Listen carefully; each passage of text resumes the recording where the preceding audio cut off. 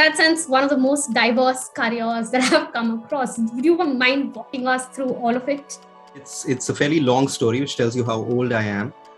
I joined with the description that I would help develop new lines of business. And I have to be honest, in the first 6 months, I think I helped destroy more lines of business than create new ones.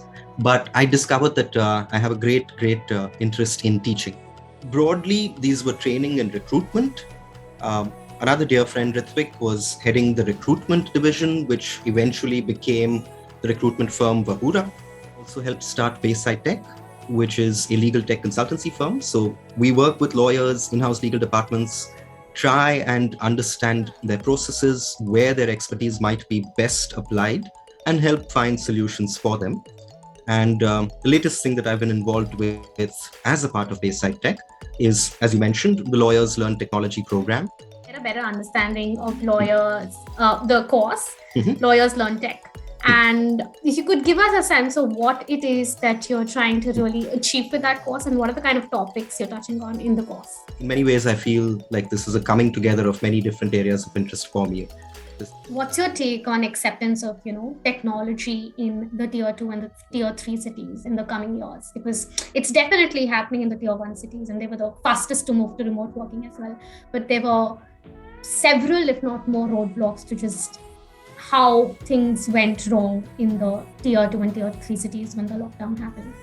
Begins by showing lawyers and law students how you can get started to understand technology using the same methods that you're already familiar and comfortable with. We then move on to certain web development languages, CSS, JavaScript, HTML. Again, keeping in mind that you don't need any prior coding or programming experience for this. You're completely new to this. And we do a project at the end of the program, which is essentially we help these students develop a web scraper that is customized to their requirements. Well, what kind of tools do you think lawyers can start tinkering with when they're just starting out, exploring, what tech really looks like? Right? I think the best innovations, the best solutions will come when people from within the industry start exploring these things, figuring out what's possible, what's not. And the only way to do that is to understand the very, very basics. About, just introducing newer skill sets and newer subjects in the curriculum. And where do you think we should start with that? Like, what's a definite must at the moment? So this is something that I'm probably going to kick myself for after this interview, but which is understanding, a balance sheet when it was thrown at me during a diligence. So I've seen actual... I hope no one literally threw a balance sheet at you, because that's going to happen in the past as well. I hope it does not happen anymore. I hope.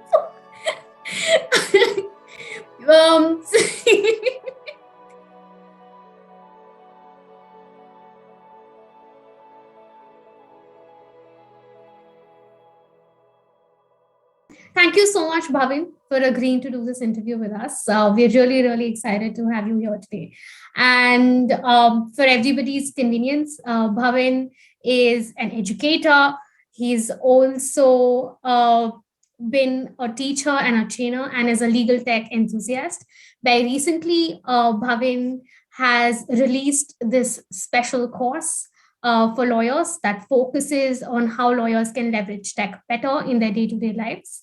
Bhavin also is the partner at Bayside Tech, and we'll obviously talk a little more about it, but the short description is that it does legal tech consulting across various kinds of organizations. And Bhavin has had a very, very interesting journey so far. So we'll learn all about it and more, Bhavin. So once again, thank you so much for being here. Thank you very much for having me. And yes, interesting is certainly one way to describe the journey so far. Looking forward to the conversation.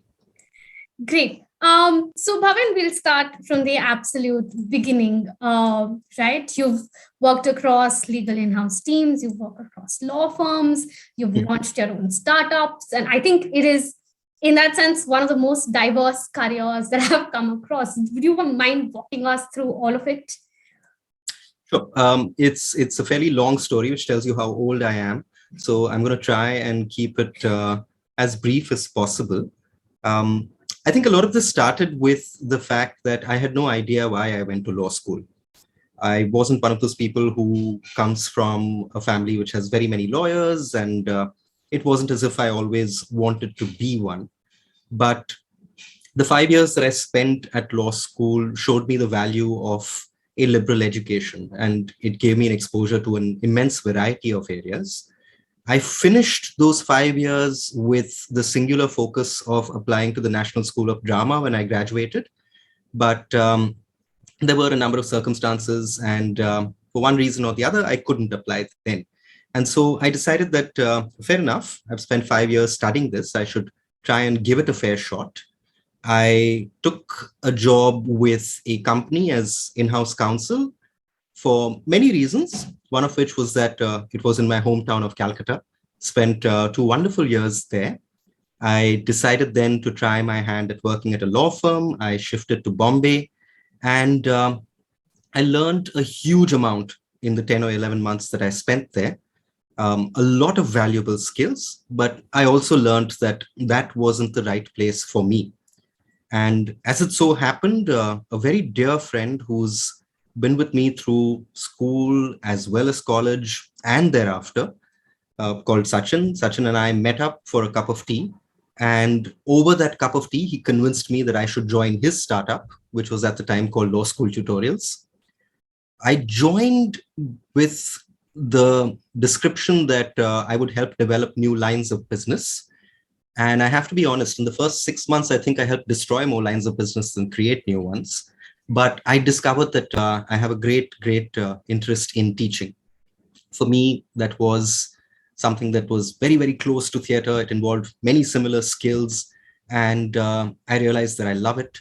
Although I wasn't part of the founding team, I joined LST at a fairly early stage, just after it was acquired by this company called Career Launcher. And in the first year, we scaled that company from primarily a correspondence program sort of offering to an in-center and online, multiple different modes of delivery. And we had centers in about 40, 45 cities in the country at the end of that. That was an incredible experience, traveling all over the country.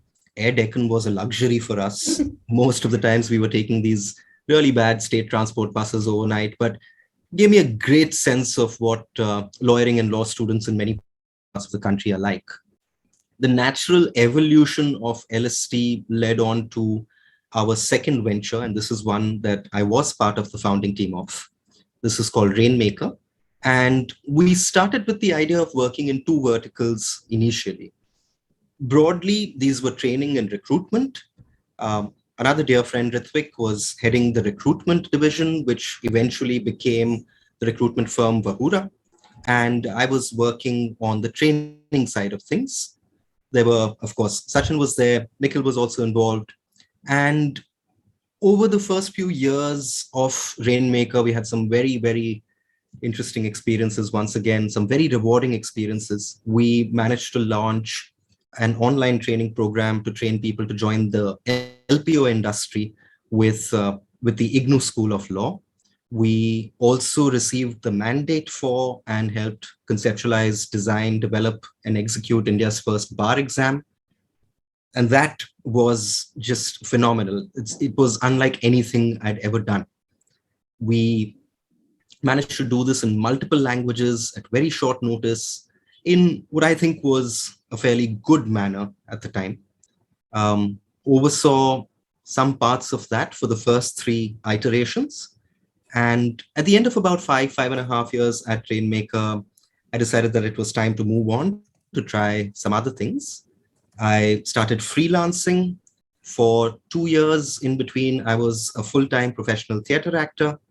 And again, for a number of reasons, I decided to move on from there, came back to Bombay about 5 or 6 years ago, and have been consulting since then primarily. Also helped start Bayside Tech, which is a legal tech consultancy firm. So we work with lawyers, in-house legal departments, try and understand their processes, where their expertise might be best applied, and help find solutions for them. And the latest thing that I've been involved with as a part of Bayside Tech is, as you mentioned, the Lawyers Learn Technology program. In many ways, I feel like this is a coming together of many different areas of interest for me. There's technology, there's education, there's the fun of leveraging all these new tools that we have to try and see how we can make learning fun, more effective. And odd as it may sound, I like working with lawyers. I like being a lawyer myself. So yeah, all of this is coming together for me now. Great. So I actually want to get a better understanding of lawyers, the course, Lawyers Learn Tech.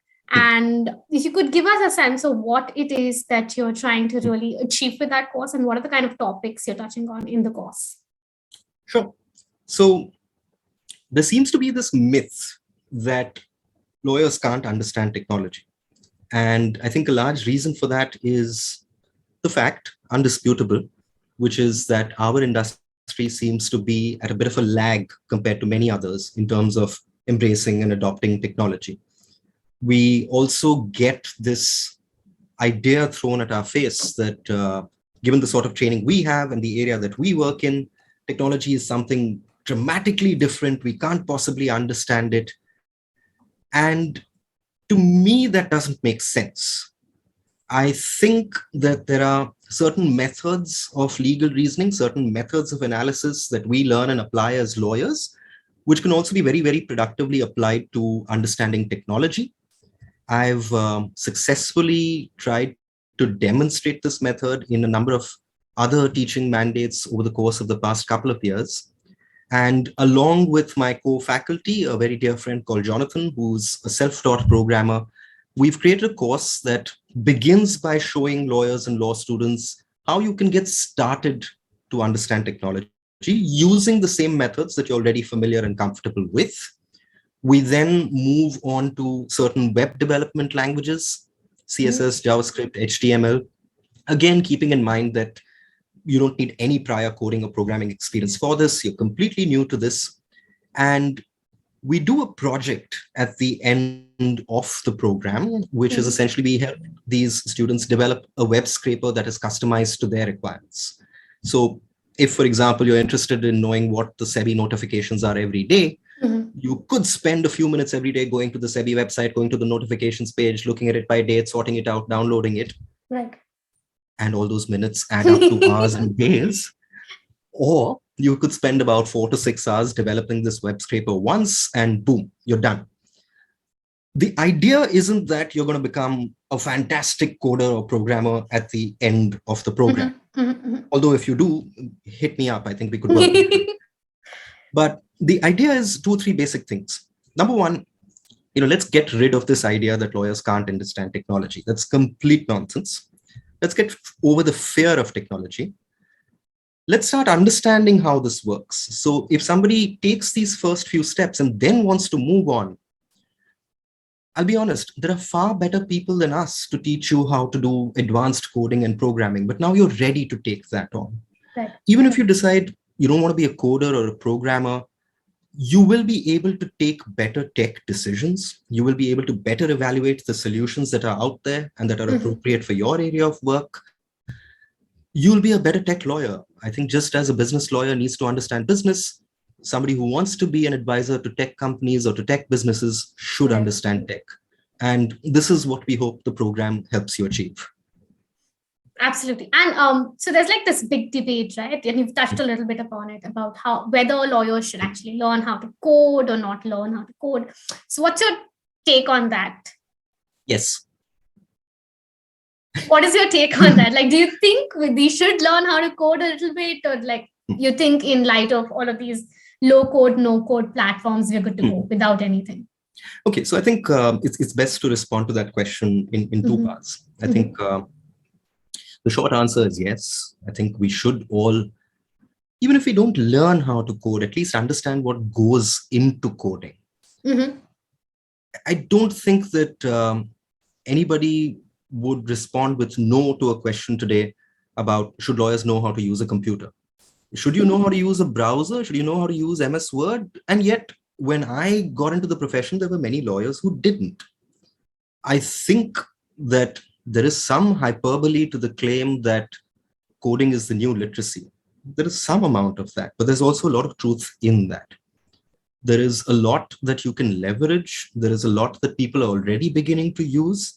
And it's important for us as lawyers, if we are to stay relevant, that we get literate with this new world of technology. In that sense, it's critical. There are a number of services, as you've mentioned, which are low code, no code, etc. And I think that's brilliant. I use a number of them, including in the design and development of this Lawyers Learn Technology program. We've had the great advantages of using many such services that have simplified matter for us. But once again, let's look at it this way. You can take something which takes care of all the fiddly bits for you, and this gives you these really simple solutions. But two things are going to result. You're going to have to take the solution that the service offers you. If there is something that you need customized, if there's something that makes more sense for you, that may not be available. And that's something that you're going to have to figure out on your own. That's one. The second thing is, if you don't know what all the intervening steps are, not that you need to sit with a hoodie and a jacket and sit down and code them yourself, but if you don't know what they are, as a profession, as an industry, as an individual lawyer, you're still tied down to other people to get you there. Right. I think the best innovations, the best solutions will come when people from within the industry start exploring these things, figuring out what's possible, what's not. And the only way to do that is to understand the very, very basics. Right. I really agree with that. But I'm sort of wondering, because you've touched upon this as well, what kind of tools do you think lawyers can start tinkering with when they're just starting out, exploring, what tech really looks like? Okay. I think just off the top of my head, I can offer a couple of suggestions. And this is a phenomenal question. This is something that I try and answer on a weekly basis. We've just started a series of videos called Tech Tip Thursdays. So we're trying to offer suggestions for what might help people. I think two of the absolute no-brainer things that lawyers need to understand and be able to work with. Number one, please understand what a feed reader is and how to use it.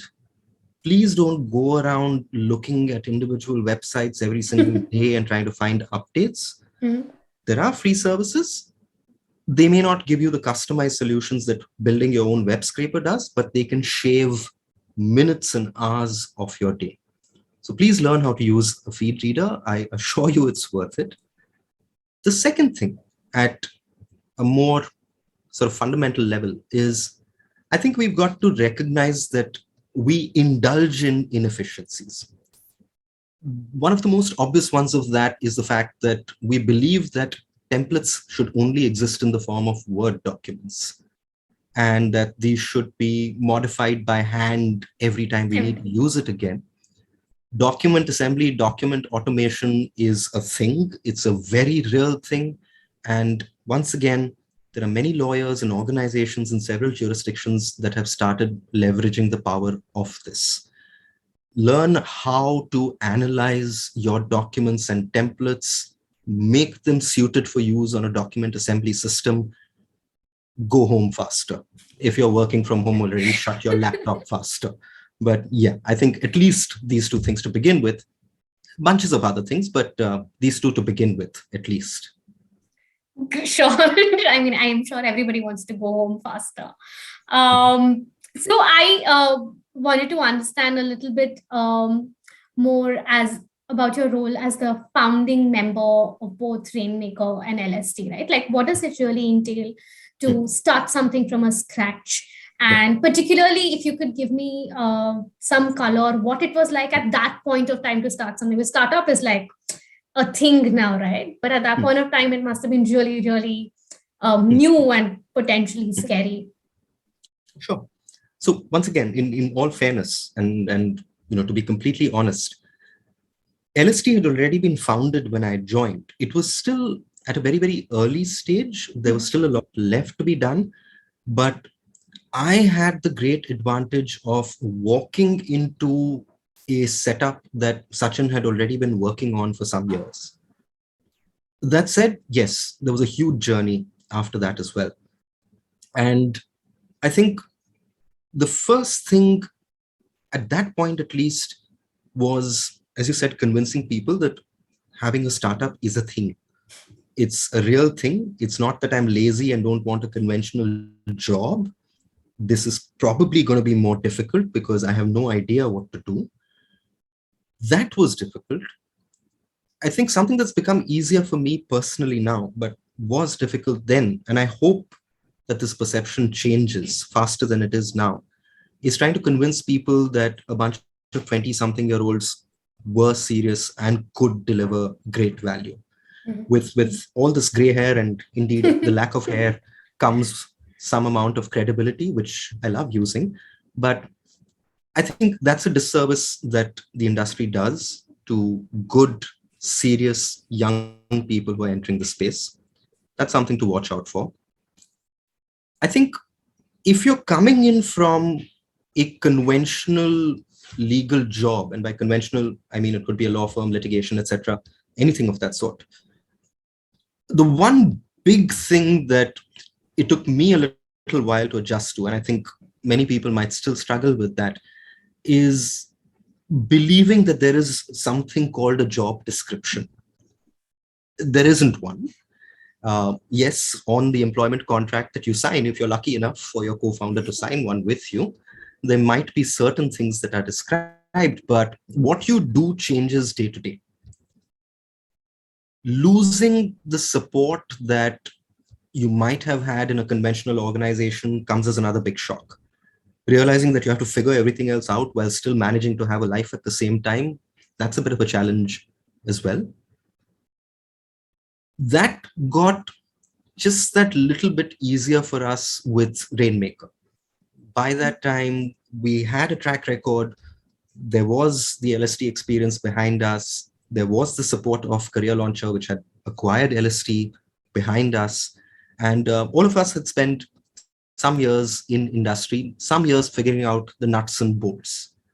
But I think the one big thing that I had to learn very, very quickly at Rainmaker was the difference between lawyering and lawyers in the big cities and how it is everywhere else beyond the big cities.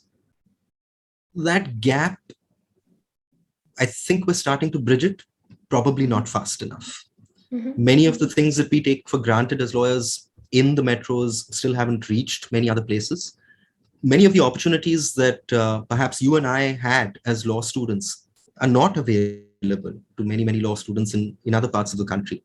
And I think that was a huge realization. So how do you create a pan-India service? Of course, the back of your mind, you're still very young and you're thinking you're going to take over the world, but let's start with India. It's a large enough place. How do you create something that makes sense to lawyers in a Delhi, Bombay, Bangalore, and somebody who's in a tiny town in some remote part of the country? That was a massive challenge as well. Two stark contrasts, and this is something that I've carried forward to in this latest effort at starting up, is the big decision about whether or not you want to work with third-party money or whether you'd rather try and grow your business organically. Both of these approaches have merit, they have value, but I think at the end of the day, this is probably one of the biggest questions you're going to have to answer. What sort of trajectory do you want? How much of yourself are you willing to invest in it? Right. And since we've spoken about the huge difference, right, between what metros look like and what any other city looks like, I'm wondering, what's your take on acceptance of, technology in the tier 2 and the tier 3 cities in the coming years? Because it's definitely happening in the tier 1 cities, and they were the fastest to move to remote working as well.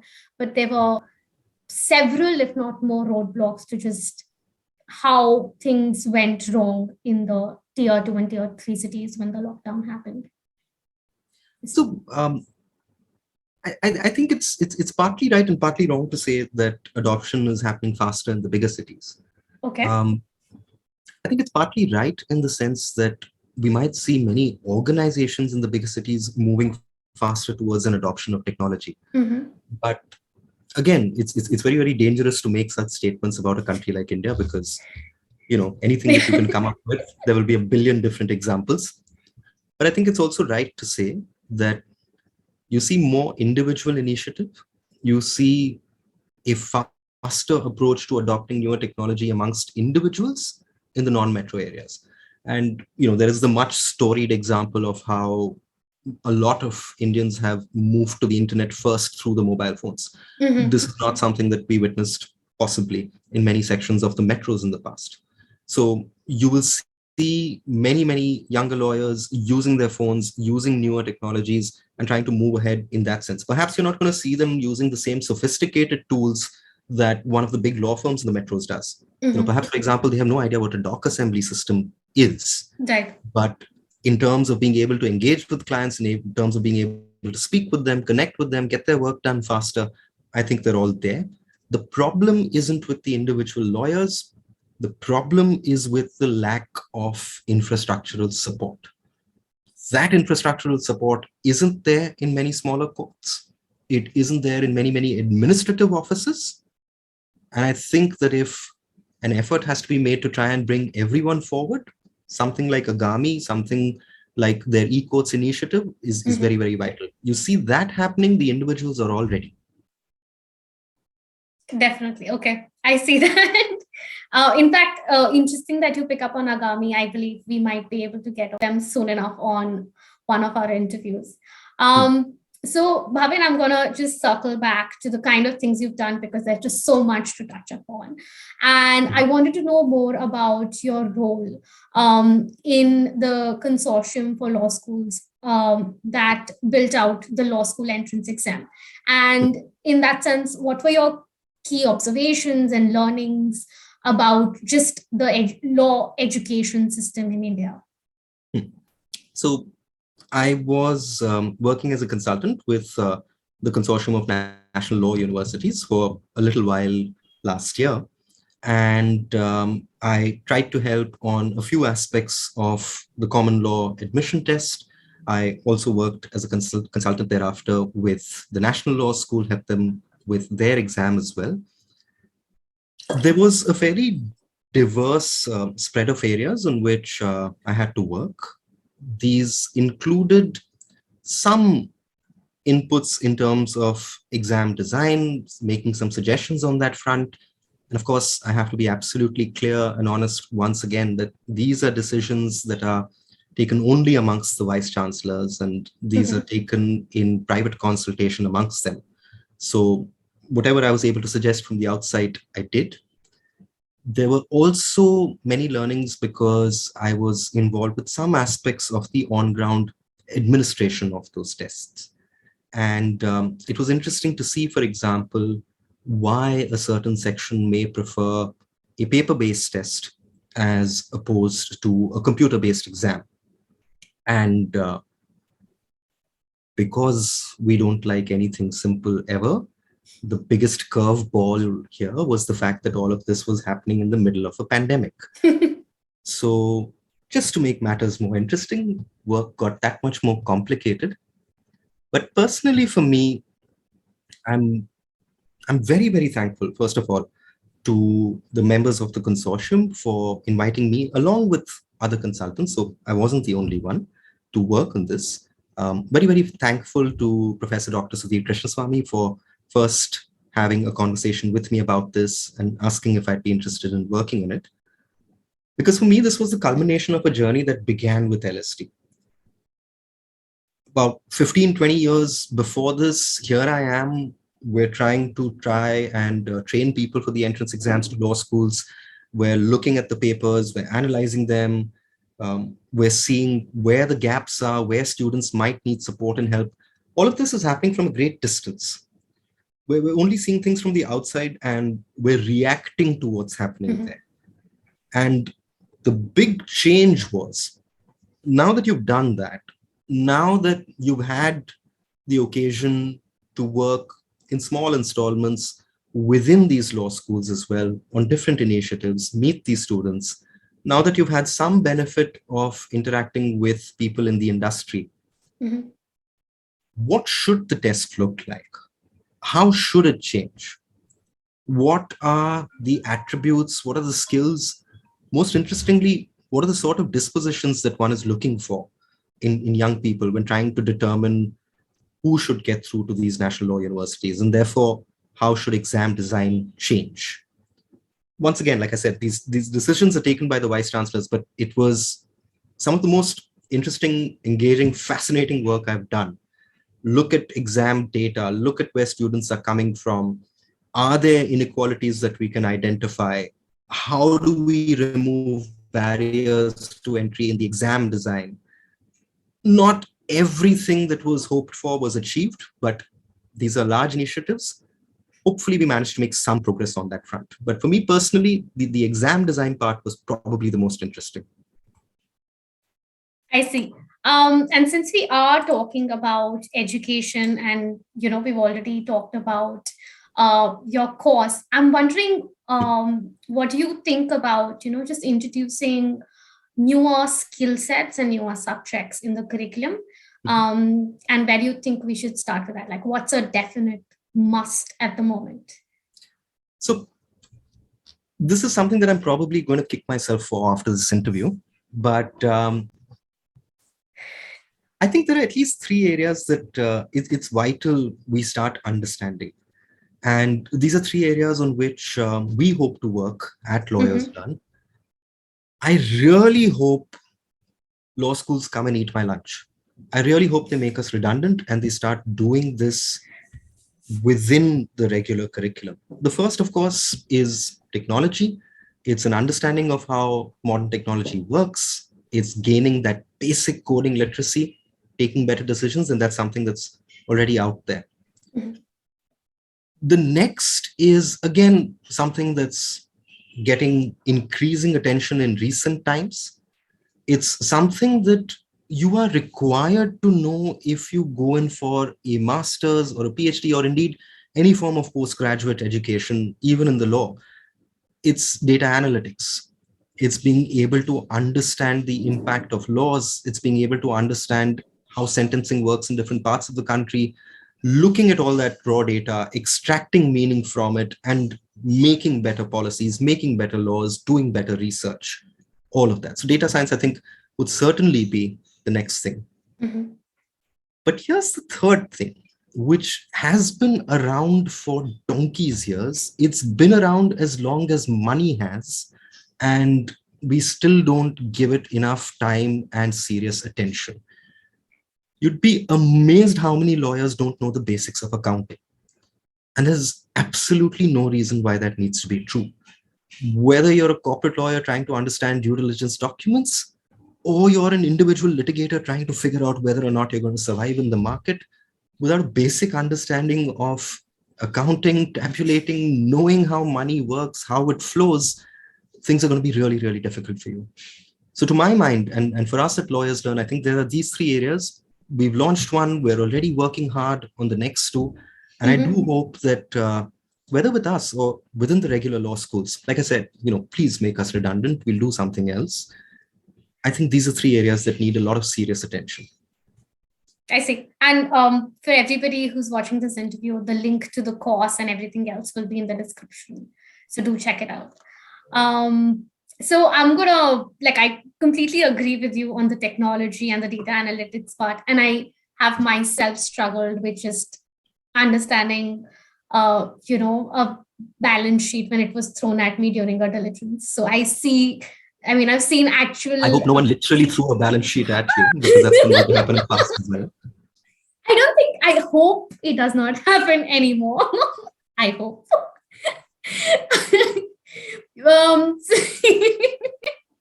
Okay. I think the lesser we speak about it, the better. Moving to other things.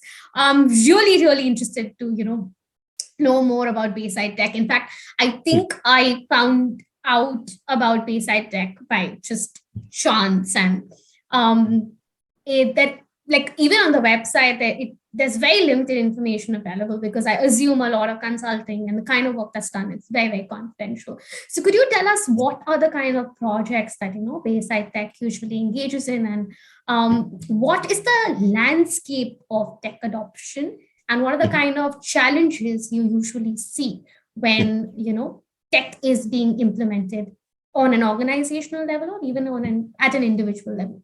Sure. So, wow, I mean, there's a lot of questions packed into one. So I'm going to drone on for a bit and try and take them in serial order. Bayside Tech started with a group of 4 of us, 2 lawyers, 2 coders.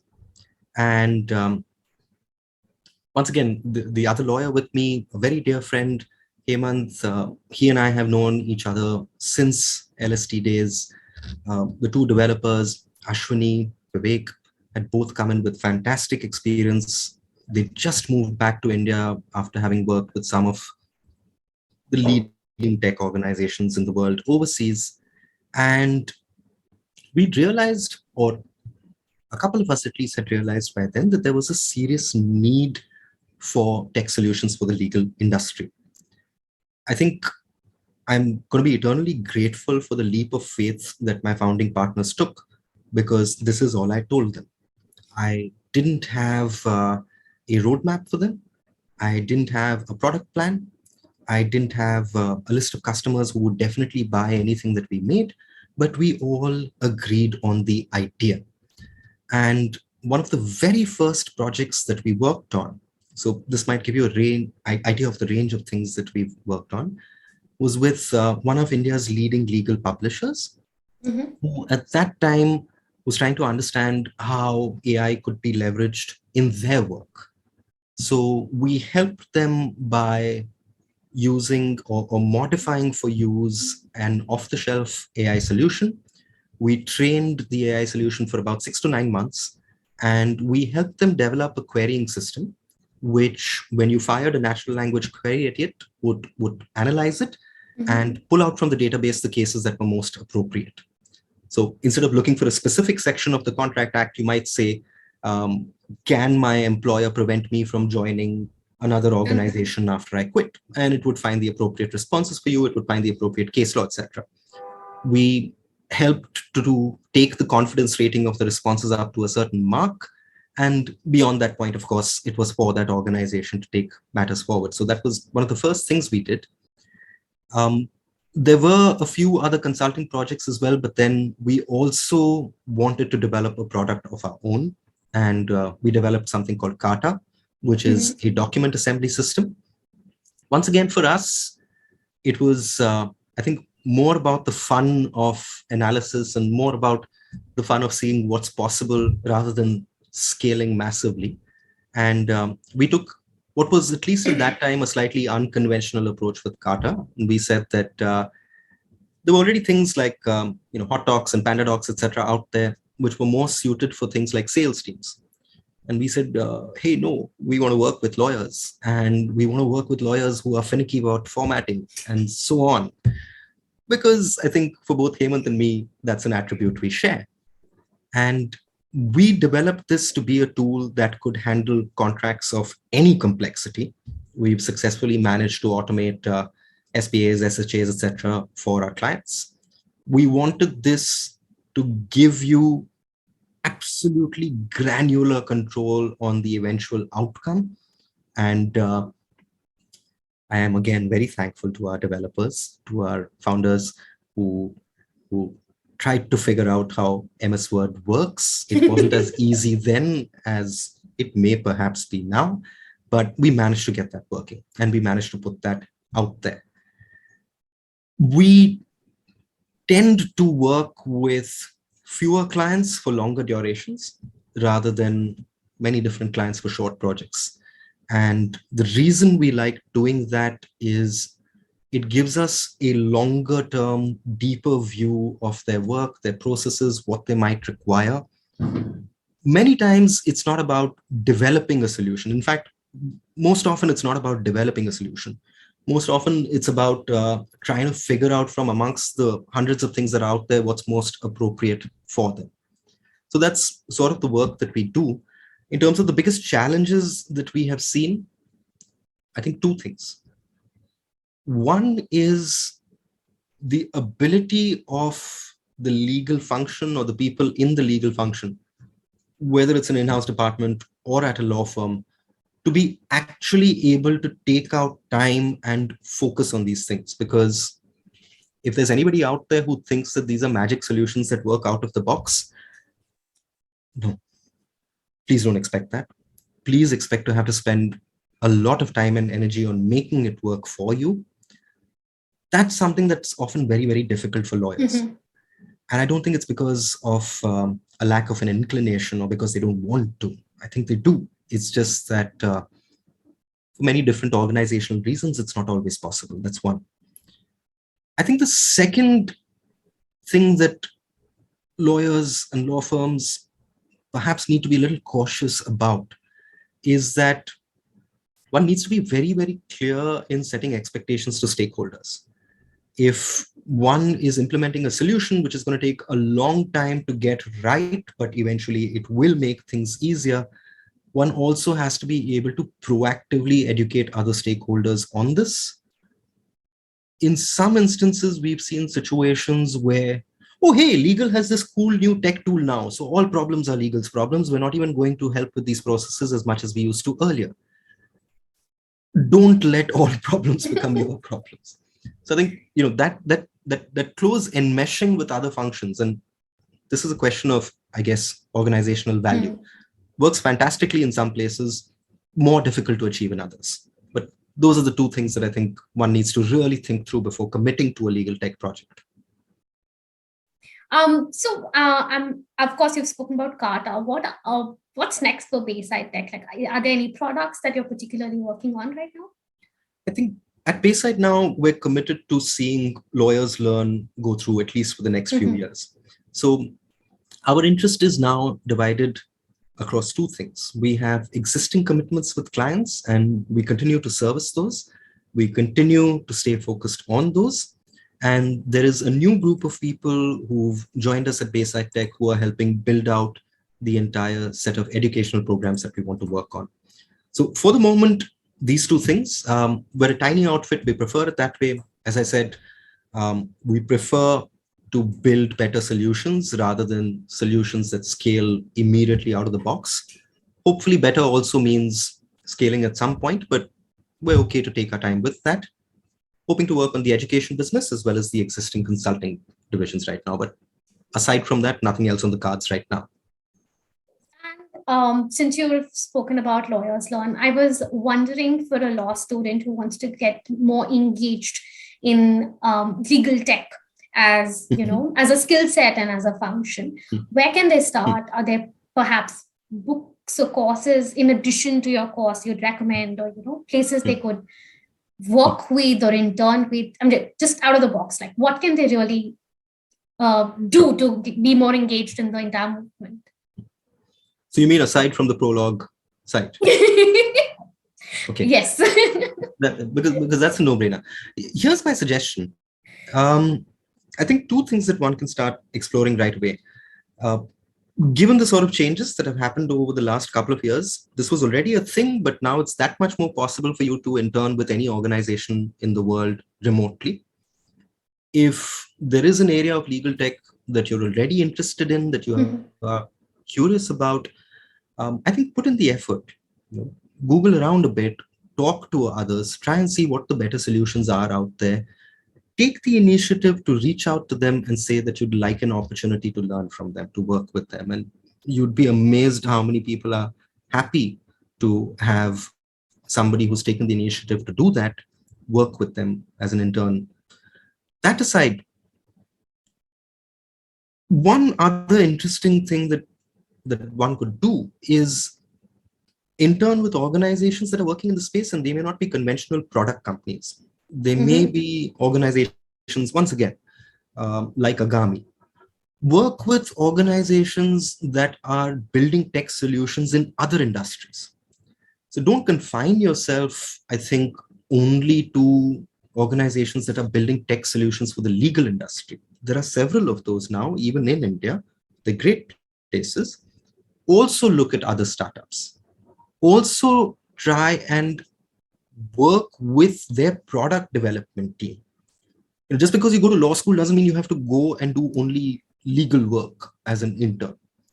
The idea is to see how products are built, how they're developed, how they're designed, how the engineering team thinks, how business enmeshes with that, And I think if you have the opportunity to work with a good startup that's at an early stage of building a product, that is invaluable experience. You take that experience, then you go back to your law school and you see, okay, these are the problems that I see in my other internships. Boom, here's how legal tech can come out of something like this.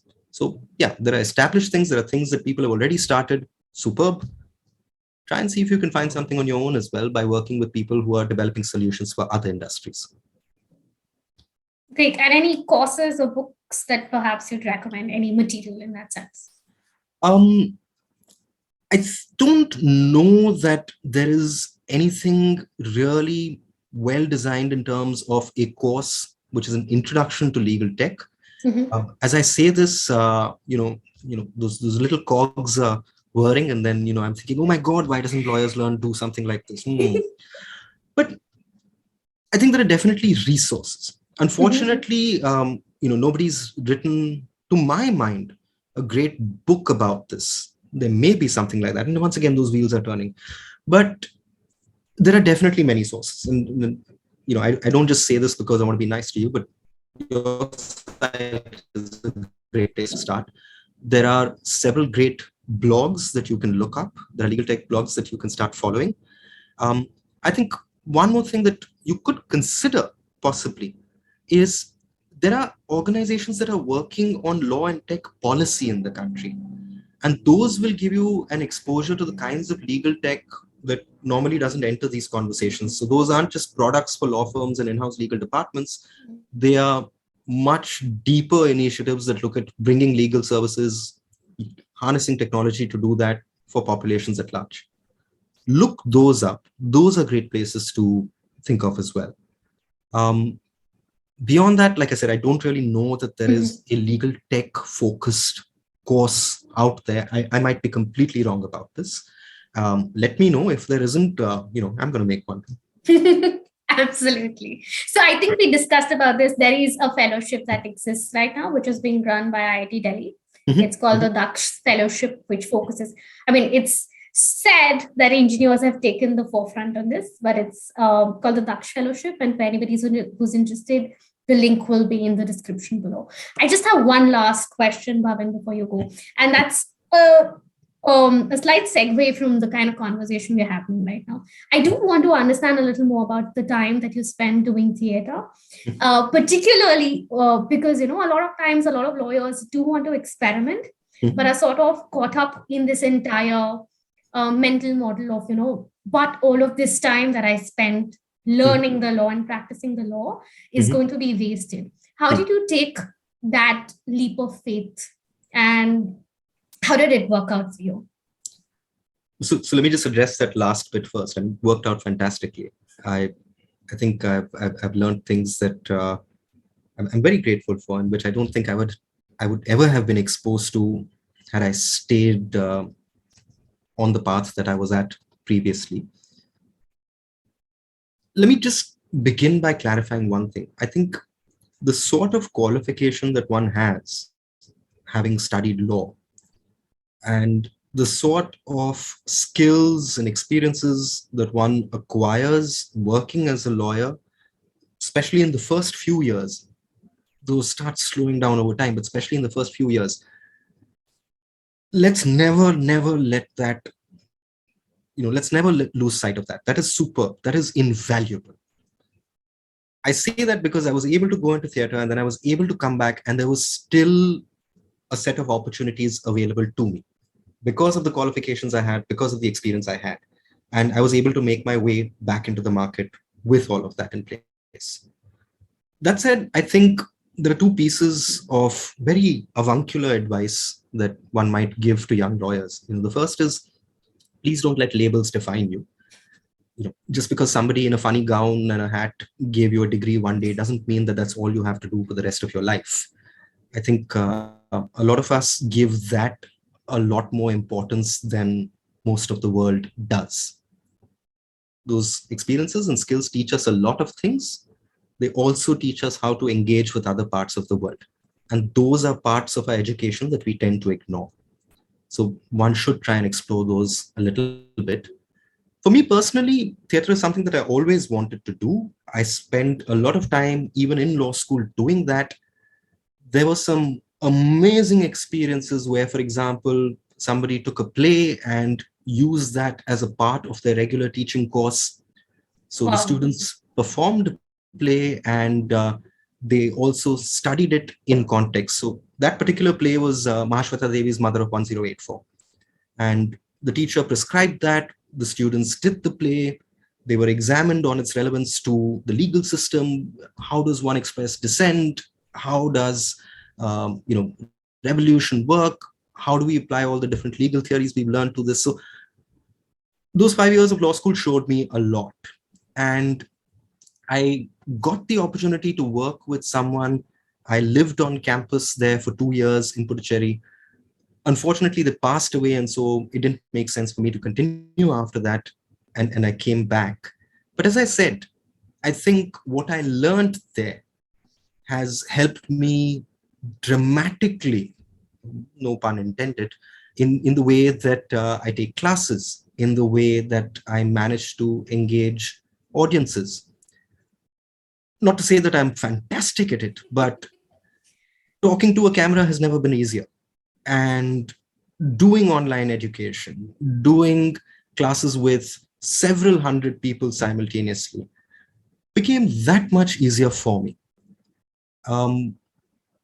After coming back to Bombay and with all the other work that started, theater wasn't that possible anymore. Not because I didn't want to do it, but it requires involving other people, and getting everyone in a room at the same time is tough.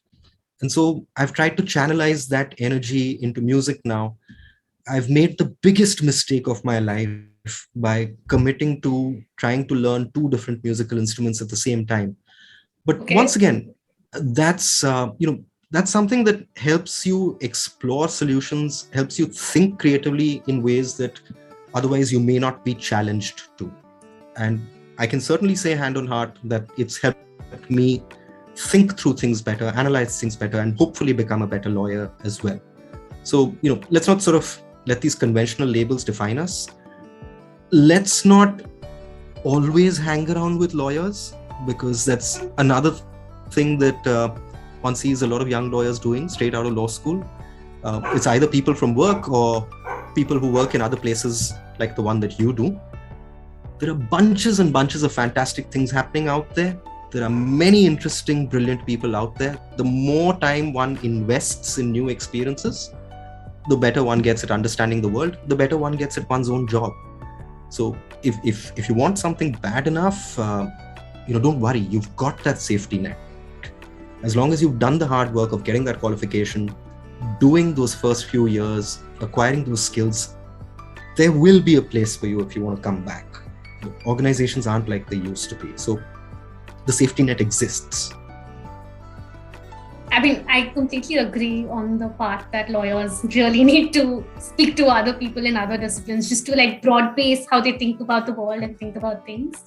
And I think just speaking to an engineer gives you such a great insight into what system thinking is, and just how they look at a problem is so different.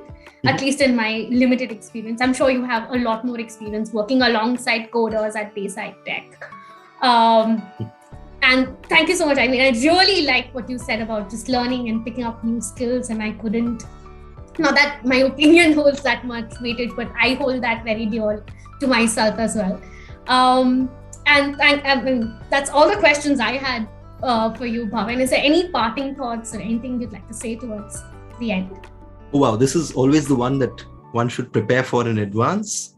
Very, very smartly, I didn't. But yeah, I think if at all, it's. I just like to repeat that one bit, which is, I think we've got one fantastic example in someone like you. You're doing the work, you're doing the basic skill building, you're going the conventional path.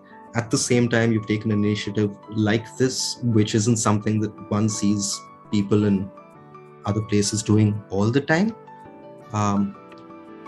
The one bit that I want to take that example for and re-emphasize is, let's please not let our labels define us. If you're a young lawyer, if you're a law student and you're thinking about what sort of options are out there, yes, that's important. Please also think about what your interests are, what you want to do, and how you can perhaps find something that combines these or make something of your own that nobody else has thought of before. That's about it, I guess. All right. I think that's great advice. Thank you so much once again, Bhavin. Thank you for taking out the time today and for doing this with Prolawgue. And I look forward to see what Lawyers Learn has to offer next.